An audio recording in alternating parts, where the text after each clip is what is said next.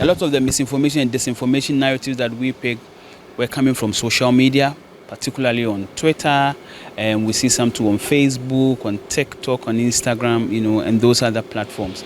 In terms of themes, we see that the disinformation was largely targeted at the image of the candidates, and the candidates being the top presidential candidate, the EC as well. So the top presidential candidate, that is Dr. Baumia. We saw John Mahama also in the Jinano Poku Ajiman, Matthew Poku Prempe, the EC chairperson, Jane Mensah coming up, the EC institution. So a lot of candidate image-centered disinformation popped up. Then we saw disinformation on security-related issues. We saw on disinformation on party issues, political party issues. So NDC, NPP, narratives around them and things like that. Then election integrity, disinformation targeting the integrity of the elections. People say we have found ballot box here, a car is moving, we have intercepted, these are ballot papers, but you go into it and they are just voter register lists that one party has printed to do their own form of verification and things like that. So those were the broad themes that we found in there. And then we found a number of bad actors, some of them that we pointed out are people who were spreading false information, right? And if I can mention some of the handles, we saw one under General Buhari on Twitter. We saw what's his name? Kelvin Taylor coming up also in the narratives, and a number of the on the handles like that coming up. In terms of recommendations that the report is able to make, we make broad recommendations to about 4 institutions: the media, the Electoral Commission, the Election Security Task Force, the government as well, in fact even the civil society, making them 5.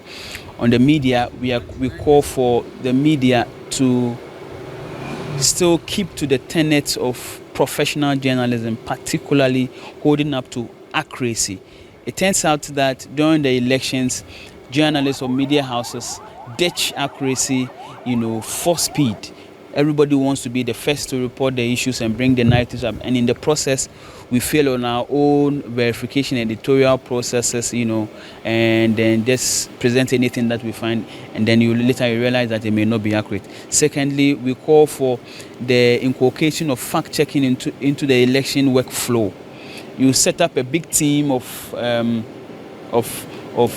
journalists to say, this is the election monitoring team or election core team for one media house or another, but in the process you don't have any fact checking going in there, so nobody is keeping an eye on misinformation, disinformation, whether the narrative or the information you are putting there, somebody has done a thorough work of fact checking and things like that. So that's to the media. The EC, we are calling for a broad communication system, regional communication system across the country, so that they could have people who will be dealing with communication in the various regions. Of course, having it headquartered in Accra. The point is that election integrity is no longer just about the votes, but also about other narratives that can affect, the believability or the integrity of the elections. In a particular area, one community far from the capital, an incident may be happening. Then we had a number of them. There's no EC person, no authority in the space who will be addressing the issues. We only wait for it to escalate to the point where it becomes a national issue before you see the EC taking a step on it. By which time the people in the community, the people in the constituency, the people in the region are already affected and they have a certain perception. And so you'll be there and you hear that in this community people are fighting, people are revolting or protesting against one thing or another, and you think that they may have been, something that is wrong. It's mainly because a certain information went down there, nobody bothered to counter it, to present the accurate information to the people, because the national body did not really pick the signal, at their top level. But the people are really poisoned with the disinformation at the grounds.